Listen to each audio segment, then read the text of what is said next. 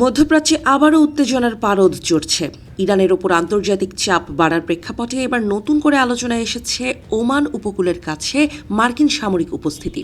সম্প্রতি স্যাটেলাইট চিত্র বিশ্লেষণ করে বিবিসির ভেরিফিকেশন ইউনিট নিশ্চিত করেছে যুক্তরাষ্ট্রের একটি শক্তিশালী বিমানবাহী রণতরী আরব সাগরে অবস্থান করছে, যা ইরানের সীমান্ত থেকে আনুমানিক 700 কিলোমিটার দূরে।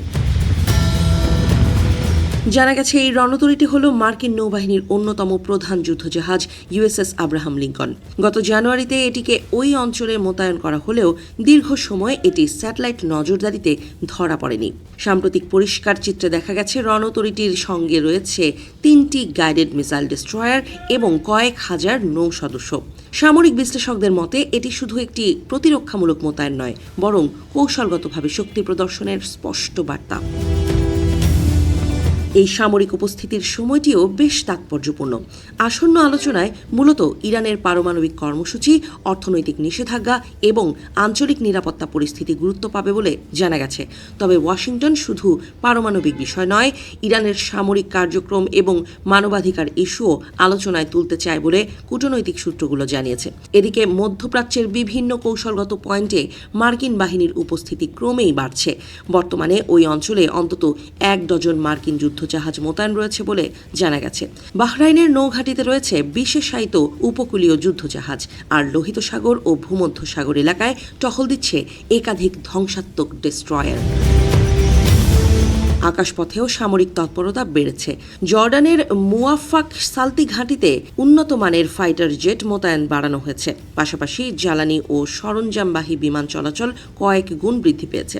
অন্যদিকে ইরানও পাল্টা শক্তি প্রদর্শনে পিছিয়ে নেই। হরমুজ প্রণালীতে বড় আকারের নৌমহড়া শুরু করেছে ইসলামী বিপ্লবী গার্ড কোর। এই জলপথ বিশ্বের জ্বালানি সরবরাহের অন্যতম গুরুত্বপূর্ণ রুট, কারণ বৈশ্বিক তেল ও গ্যাসের প্রায় 1/5 এখান দিয়েই পরিবাহিত হয়। ইরান স্পষ্টভাবে জানিয়েছে তারা এই কৌশলগত জলপথের নিরাপত্তা নিশ্চিত করতে সর্বোচ্চ প্রস্তুত রয়েছে এবং যে কোনো আগ্রাসনের জবাব দিতে সক্ষম।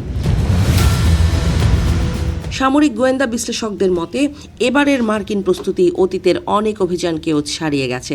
বিশেষ করে বিশ্বের বৃহত্তম বিমানবাহী রণতরীগুলোর একটি ইউএসএস জেরাল্ড এবং ফোর্ডকে মধ্যপ্রাচ্যে পাঠানোর সিদ্ধান্ত পরিস্থিতিকে আরও স্পর্শকাতর করে তুলেছে। ধারণা করা হচ্ছে এটি আগামী কয়েক সপ্তাহের মধ্যেই ওই অঞ্চলে পৌঁছাবে।